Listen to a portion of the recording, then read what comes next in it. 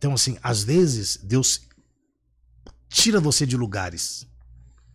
Faz você entender que o ciclo não encerra quando você quis que ele encerrasse. Encerra quando Deus quer que encerre. Quando alguém se acha muito poderoso, a ponto de não precisar mais de você. Não é que a pessoa não precise mais de você. É porque sobre você tem uma promessa. E essa promessa não vai cumprir na sua vida num ambiente tóxico e num ambiente em que você não é amado, é só usado. Então Deus tira ela e tá perto, fica tranquilo. Eu tenho uma promessa pro seu filho também. E o lugar que ela fez de passagem, de lugar de lamúria, tornou-se habitação de Ismael. Que a Bíblia diz assim, ó, Ismael habitou no deserto. Então você precisa fazer do seu lugar, às vezes que você passa, um lugar de habitação, um lugar de segurança, de estabilidade. Mas você precisa entender que ciclos precisam ser quebrados. Que coisas precisam ser, que dependências precisam ser destruídas. Para que você possa viver alguma coisa nova de Deus. Os discípulos não queriam que Jesus fosse. Eles disseram, mas se eu não for, o Consolador não vem. Eu preciso ir. Porque tem tempos que você não quer ter alguém perto. Porque às vezes não é útil aquela pessoa. Mas depois aquela pessoa que é inútil por um tempo, ela torna-se útil. Paulo fez isso. Quando ele foi e Timóteo e Barnabé queria que ele levasse Marcos, leva, mas não. Não. E aí Barnabé, se ele não vai, se eu não for, também não vai. Não, pode ficar. E aí Paulo foi com Silas. Será que Marcos aguentaria os açoites? Com certeza. Será que ele aguentaria a prisão? Será que ele aguentaria sofrer? E ainda cantaria? Oraria? Quando Paulo está no fim da vida, Paulo disse, traga ele. Agora ele é útil. Agora ele é útil. Então a gente precisa entender até o tempo da nossa utilidade. E a gente muitas vezes vai precisar, então, pastor, trazer alguém do passado para resolver algo que ainda não resolveu ou para cumprir um propósito de Deus? Porque Paulo chamou Barnabé de volta. Então, ele tinha, vamos dizer, meio que deixado de lado, mas no final ele entendeu, eu preciso dele. Paulo entende que Barnabé agora é útil. Agora é útil. Pode dizer assim, traga-me, porque agora ele é útil. Porque quando que você se torna útil? Quando você tem maturidade. Ninguém foi levantado por Deus sem maturidade. Todos que governaram e reinaram a partir de uma maturidade. Você pode ver, ó, José com 30, Davi com 30, Jesus com 30, João Batista com 30, e teve mais algumas pessoas que começaram com 30. Porque na cultura judaica, 30 anos era um nível de maturidade, a idade da maturidade. Então, assim, ó, Deus não te dá nada antes do seu nível de maturidade.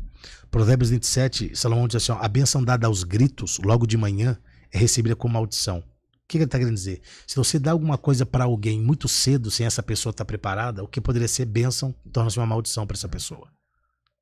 E tem gente que não sabe administrar a bênção. Ele se ensoberbece, ele pira. E aí ele vai criar um problema para a vida dele, para o ministério dele. E pastor, muitas pessoas hoje meditam na palavra, mas poucas pessoas entendem verdadeiramente a palavra. E quando vai buscar numa igreja, continuam não entendendo. Onde está o erro?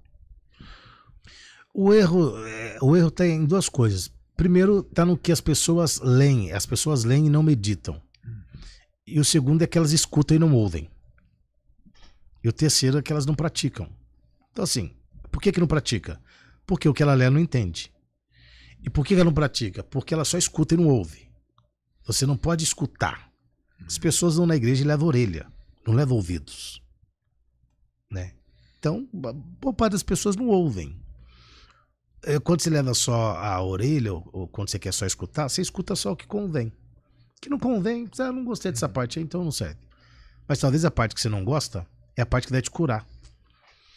Deus pode até te ajudar a não beber o amargo. Mas isso não quer dizer que você vai ser curado. Aquelas águas amargas de Mara, elas não eram amargas porque eram amargas. Elas tinham um propósito. Israel deveria tomar aquelas águas. Elas eram cheias de vitaminas para um povo pobre, contaminado com o Egito, contaminado com a escravidão. Eles tinham que beber. Não, nós não queremos beber. Tá bom, então bebe aí uma água potável. Eu vou deixar água boa para vocês beberem. E assim, e se você não estiver disposto a beber o amargo, dificilmente você vai entrar na terra prometida para comer o doce. Meu Deus. Então, podemos entender que para você ter vamos dizer hoje, um cargo na igreja, você tem que ter tomado um amargo antes e continuar tomando ele um pouquinho ainda. É o processo, né? Pega José. Até chegar lá, a ser governador, 2 anos na cadeia. Davi também. Desprezado pelos irmãos. Davi ungido, mas levou tempo para sentar no trono. Né? E Davi não viveu muito, né, pastor? Ele viveu acho que até 70 anos. Davi, ele reinou 40, né? Ele reinou 40. Eu acho que Davi, boa parte da vida de Davi foi fugindo, né? Davi passou muito tempo fugindo. Que luta. Muito tempo fugindo. Mas as fugas de Davi resultaram em boas coisas, né? Davi escreve um salmo e ele chega à seguinte conclusão. Ele diz assim, ó, foi-me bom ter passado pela aflição para conhecer a tua palavra. Então, assim, nós temos sempre essa ideia que virou uma palavrinha da moda, né? Que é a palavrinha de processo. Você só pode viver o propósito de você passar pelo processo. Deus é mais Deus de processo. Deus é mais com você no processo do que no propósito. Pode ler Isaías 43. Quando passares pelo fogo, isso é processo. Quando passares pelos rios, isso é processo. Quando passares pelas águas, isso é processo. Deus está com você em todo esse processo. Não é que Deus não está com você no propósito. É que boa parte de nós deixamos Deus quando a gente chega no propósito. A gente quer Deus no processo. Mas a gente não é muito fã de Deus no propósito.